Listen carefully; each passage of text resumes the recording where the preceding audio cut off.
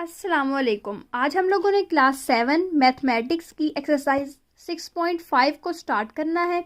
Exercise start करने से पहले अगर आप चैनल पे नए हैं या अभी तक आपने चैनल को सब्सक्राइब नहीं किया तो चैनल को सब्सक्राइब करके बेल आइकन प्रेस कर लें ताकि जैसे ही कोई न्यू वीडियो अपलोड हो आपको उसकी नोटिफिकेशन रिसीव हो जाए। एक्सरसाइज का क्वेश्चन नंबर 1 है फैक्टराइज।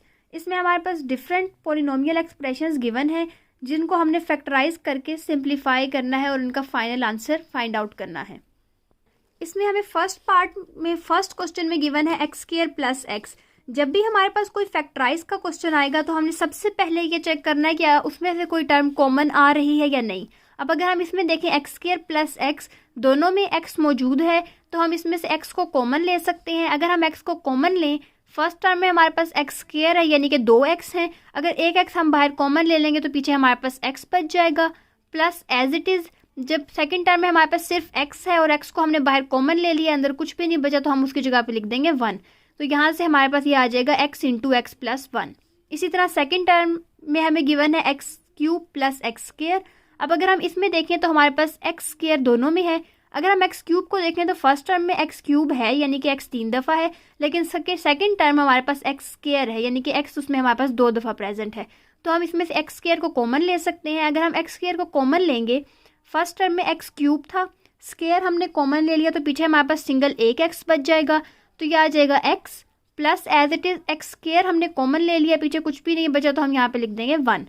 अगर हम इस एक्स स्क्वायर को अंदर मल्टीप्लाई करवा के चेक करें तो ये हमारे पास वही टर्म बनेगी जिसको हमने स्टार्ट में सॉल्व करना स्टार्ट किया था, यानी कि x cube plus x square. Third question में हमें गिवन है 2y cube plus 4y square. अगर हम इन दोनों के कांस्टेंट देखें तो 2 और 4 में जो हमारे पास कॉमन है वो 2 है, यानी कि हम इन दोनों में से 2 को कॉमन ले सकते हैं। वेरिएबल को देखें तो हमारे पास एक y है और एक y क्यूब है। y क्यूब में y प्रेजेंट है तो हम इसमें y को भी कॉमन ले सकते हैं, यानी कि इन दोनों टर्म में से हम कॉमन लेंगे 2y। 2 अगर कॉमन चला गया तो कांस्टेंट कुछ भी नहीं बचा यानी कि 1। y क्यूब में से अगर हम y कॉमन ले लेंगे तो पीछे हमारे पास बच जाएगा y square. Plus as it is 4 में से हमने 2 कॉमन ले लिया है, 2 2 4 4 होता है तो हमारे पास पीछे बच जाएगा 2। y क्योंकि बाहर कॉमन चला गया तो यहाँ पे हमारे पास 1 आ जाएगा। तो यहाँ से हमारे पास आ जाएगा 2y into Y square plus 2। Fourth question में हमें गिवन है 4a4 माइनस 20a स्क्वायर। इसमें भी अगर हम देखें तो कांस्टेंट 4 और 20 4 का मल्टीपल है तो हम इसमें से 4 को कॉमन ले सकते हैं। अगर हम वेरिएबल्स को देखें तो एक वेरिएबल है a स्क्वायर, एक वेरिएबल है a4।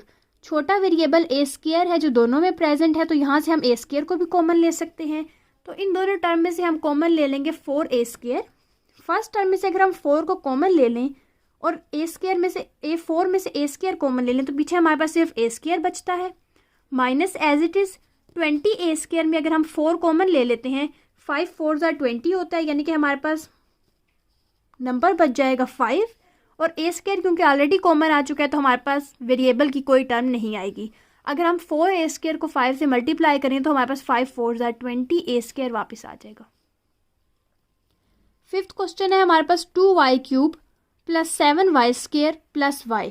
इसमें अगर हम देखें तो कांस्टेंट है हमारे पास 2 7 और 1 जिनमें कोई भी कॉमन नहीं आ सकता। अगर हम वेरिएबल देखें तो ये हमारे पास है y क्यूब y स्क्वायर और y। इन तीनों में से हम y कॉमन ले सकते हैं तो हमने y कॉमन ले लिया। फर्स्ट टर्म थी 2y क्यूब, अगर इसमें से हम एक y कॉमन ले लें तो हमारे पास पीछे 2y बच जाएंगे, यानी कि हमारे पास बच जाएगा 2y square plus 7y square में से अगर हम y को कॉमन ले लेते हैं तो पीछे हमारे पास सिंगल एक y बच जाएगा। प्लस अगर हमने y को कॉमन ले लिया, कुछ भी नहीं बचा तो उसकी जगह पे हमारे पास आ जाएगा 1। सिक्स्थ पार्ट है हमारे पास 5a4 minus 4a square plus 3a। इसमें भी कांस्टेंट 4 5 और 3 इनमें कुछ भी कॉमन नहीं है तो हम कांस्टेंट कॉमन नहीं ले सकते। अगर हम वेरिएबल देखें तो एक वेरिएबल है a4 a स्क्वायर और a, तो इन तीनों में a प्रेजेंट है तो हम a को कॉमन ले लेते हैं। 5a4 में से जब a को कॉमन ले लेंगे तो पीछे बच जाएगा 5a cube minus as it is 4a square में से जब हम एक a कॉमन ले लेंगे तो पीछे बच जाएगा 4a plus as it is, और 3a में से जब हम a को कॉमन ले लेंगे तो पीछे बच जाएगा 3। सेम इसी तरह से हम लोगों ने बाकी क्वेश्चंस में भी जो कॉमन टर्म आ रही होगी उसको कॉमन ले लेना और बाकी जो भी बचेगा उसको हम ब्रैकेट्स में लिख लेंगे। जैसे फॉर एग्जांपल अगर हम क्वेश्चन नंबर 9 देखते हैं, X square Y minus 2 X square Y plus X cube Y. इसमें हमारे पास एक्स स्क्वायर तीनों टर्म्स में प्रेजेंट है तो एक्स स्क्वायर कॉमन आ सकता है। y तीनों टर्म्स में प्रेजेंट है तो y भी कॉमन आ सकता है। अगर हम फर्स्ट टर्म में से एक्स स्क्वायर वाई कॉमन ले लेते हैं तो पीछे कुछ भी नहीं बचेगा, यानी कि 1 minus as it is X square Y हम कॉमन ले चुके हैं, पीछे बच जाएगा 2, तो 2 एज इट इज़ लिख देंगे। इसमें से हम एक्स स्क्वायर वाई कॉमन ले चुके हैं, एक्स क्यूब में से जब एक्स स्क्वायर कॉमन लेंगे तो सिर्फ बच जाएगा x, और y ऑलरेडी कॉमन ले चुके हैं तो हमारे पास यहाँ पे y की कोई टर्म नहीं आएगी। इसी तरह से हम लोगों ने बाकी दोनों क्वेश्चंस में जो चीज़ कॉमन आ रही होगी उसको कॉमन लेके बाकी जो भी टर्म बचेगी उसको ब्रैकेट्स में लिख लेना है। क्वेश्चन नंबर 12 है A square plus A B plus A C plus B C. अगर हम इन चारों टर्म्स को देखें तो कोई भी ऐसी टर्म नहीं है जो चारों में कॉमन हो, तो इसके लिए हम ये करते हैं कि हम पहले फर्स्ट 2 टर्म्स को और लास्ट 2 टर्म्स को एक साथ देख लेते हैं, ए स्क्वायर प्लस ए बी और ए सी प्लस बी सी। अब हम अगर फर्स्ट 2 टर्म्स को देखें तो ए स्क्वायर और ए बी में हम ए को कॉमन ले सकते हैं। अगर हम ए को कॉमन ले लेंगे, यहाँ से हमारे पास ए कॉमन आ गया, पीछे बच गया एक ए एज इट इज़ आ जाएगा, plus as it is A common चला गया, पीछे बच जाएगा B plus as it is. इन दोनों टर्म्स में सी कॉमन आ रहा है, अगर हम सी को कॉमन ले लेते हैं पीछे हमारे पास बच जाएगा ए प्लस बी। अब इन दोनों टर्म्स के दरमियान में मल्टीप्लाई है, इसका मतलब है ये सिंगल एक टर्म है, प्लस सेकेंड टर्म हमारे पास ये है। इन दोनों टर्म्स में ए प्लस बी कॉमन है, तो अगर हम a प्लस बी कॉमन ले लें, इसमें से हमारे पास बच जाएगा a plus as it is, इसमें से हमने a प्लस बी कॉमन ले लिया तो पीछे बच जाएगा c। तो यहाँ से हमारे पास इसका सिंप्लीफाइड आंसर आ जाएगा a प्लस B into A plus C. Question number 13 given है X cube minus X square Y square minus X cube Y. अब अगर हम इन तीनों टर्म्स को देखें तो इसमें हमारे पास एक्स स्क्वायर तीनों में प्रेजेंट है, तो हम एक्स स्क्वायर को कॉमन ले लेते हैं। फर्स्ट टर्म में से अगर हम एक्स स्क्वायर कॉमन ले लेंगे तो पीछे हमारे पास बच जाएगा x minus as it is, इसमें से हमने एक्स स्क्वायर कॉमन ले लिया, पीछे हमारे पास बच जाएगा Y square minus X cube Y में से अगर हम एक्स स्क्वायर को कॉमन ले लेंगे पीछे हमारे पास बच जाएगा एक्स वाई। तो यहाँ से हमारे पास इसका आंसर आ जाएगा X square into X minus Y square minus X Y. Question number 14 में हमें 4 टर्म्स गिवन है, जिन चारों में कोई भी एक चीज़ कॉमन नहीं है, तो हम फर्स्ट 2 टर्म्स को और लास्ट 2 टर्म्स को एक साथ कंसीडर कर लेते हैं। फर्स्ट 2 टर्म्स में हमारे पास t कॉमन है, तो हम अगर इसमें से t कॉमन ले लेते हैं पीछे हमारे पास बच जाएगा t plus 4 minus as it is. Second 2 terms में हमारे पास s कॉमन है, अगर हम s कॉमन ले लेंगे यहाँ हमारे पास बच जाएगा t प्लस 4। अब t इंटू टी प्लस 4 एक टर्म है, minus s into T plus 4 एक टर्म है। इन दोनों टर्म्स में s plus 4 common, t plus 4 common है। अगर हम इसमें से t प्लस 4 कॉमन ले लेते हैं तो यहाँ हमारे पास बच जाएगा t minus as it is, T plus 4 common ले लिया तो यहाँ हमारे पास बच जाएगा s। तो यहाँ से हमारे पास इसका आंसर आ जाएगा t plus 4 into T minus S. Question number 15 में हमारे पास गिवन है X square into X minus Y square into X minus Y plus Z square into X minus Y. इन सारी टर्म्स में हमारे पास x माइनस वाई तीनों में प्रेजेंट है, हम x माइनस वाई को ले लेते हैं कॉमन। अगर हम इसमें से x माइनस वाई को कॉमन ले लें पीछे बच जाएगा एक्स स्क्वायर, इसमें से x माइनस वाई को कॉमन ले लें पीछे बच जाएगा वाई स्क्वायर, इसमें से x माइनस वाई को कॉमन ले लें तो पीछे बच जाएगा जेड स्क्वायर। तो यहाँ से हमारे पास ये आ जाएगा X square minus Y square plus Z square into X minus Y.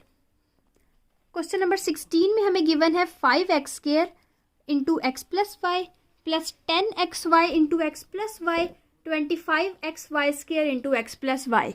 अब अगर हम इसमें देखें तो x प्लस वाई तीनों में प्रेजेंट है, x प्लस वाई को कॉमन ले लेंगे, पीछे हमारे पास बच जाएगा 5x square plus 10xy plus 25xy square.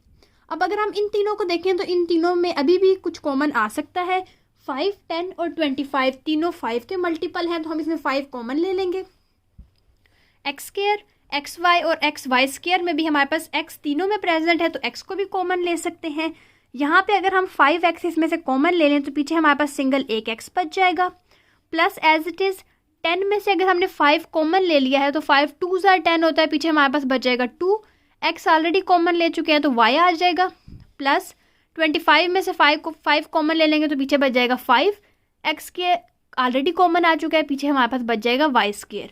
तो यहाँ से हमारे पास इसको सिंप्लीफाई करके इसका आंसर आ जाएगा 5x into X plus Y into X plus 2y plus 5y square. Exercise का क्वेश्चन नंबर 17 है, a designer preparing to paint a wall found that the area is 3m into M plus 7 into M plus 7, find the length and width of rectangle. इस question में हमें given है कि एक designer किसी wall को paint करने लगा है जिसका एरिया हमारे पास ये है। इसमें से हमने लेंथ और width of that rectangular wall calculate करनी है। इस क्वेश्चन में हमें एरिया गिवन है 3m into M plus 7 plus k into M plus 7। अगर हम इसको सिंप्लीफाई करें तो हमारे पास एक टर्म ये है प्लस सेकेंड टर्म ये है। इन दोनों में m प्लस 7 कॉमन है। अगर हम m प्लस 7 कॉमन ले लें, फर्स्ट टर्म में हमारे पास बच जाएगा 3m और सेकेंड टर्म में हमारे पास बच जाएगा k। तो यहाँ से हमारे पास आ जाएगा m plus 7 into 3m plus k। Area का हमारे पास फॉर्मूला होता है लेंथ मल्टीप्लाई बाय विड्थ। तो यहाँ से हम कह सकते हैं कि हमारे पास जो लेंथ है वो m प्लस 7 और विड्थ 3m प्लस k है, या फिर लेंथ हमारे पास 3m प्लस k है और विड्थ हमारे पास m प्लस 7 है। क्वेश्चन नंबर 18 है, area of rectangle is 24a square b minus 18ab square, find the length and width. इस क्वेश्चन में भी हमें एरिया ऑफ रेक्टेंगल गिवन है और इसमें से हमने इसकी लेंथ और विड्थ को मेजर करना है। इस क्वेश्चन में हम ये देखते हैं, हमें एरिया गिवन है 24a square b minus 18ab। अगर हम इन दोनों टर्म्स को देखें तो 24 और 18 दोनों 6 के मल्टीपल हैं। इसमें से हम 6 कॉमन ले सकते हैं। अगर हम इसमें 6 कॉमन ले लें और वेरिएबल देखें a square b A B, तो दोनों में से ए बी कॉमन आ सकता है। इन दोनों टर्म्स में से हम ले लेते हैं 6ab कॉमन। 24 में से अगर 6 कॉमन ले लेंगे तो बच जाएगा 4, क्योंकि 6 4 ज़ार होता है 24। ए स्क्वायर में से a कॉमन आ गया, पीछे बच जाएगा a और b कॉमन आ गया, माइनस एज इट इज़। 18 में से 6 कॉमन ले लेंगे तो पीछे बच जाएगा 3। ए बी ऑलरेडी हमने कॉमन ले लिया है, तो हमारे पास यहाँ पे एरिया ऑफ रेक्टेंगल था 18ab स्क्वायर। तो अगर हम यहाँ पे ab स्क्वायर में से ab कॉमन ले लेंगे तो पीछे हमारे पास बच जाएगा b। तो यहाँ से हमारे पास फर्स्ट टर्म ये है जिसके साथ ये टर्म मल्टीप्लाई हो रही है। एरिया का फॉर्मूला होता है लेंथ मल्टीप्लाई बाय विड्थ। तो यहाँ से हमारे पास फर्स्ट टर्म लेंथ आ जाएगी, सेकंड टर्म विड्थ आ जाएगी, या फिर हम यूँ भी कंसीडर कर सकते हैं कि ये हमारे पास विड्थ है और ये लेंथ है।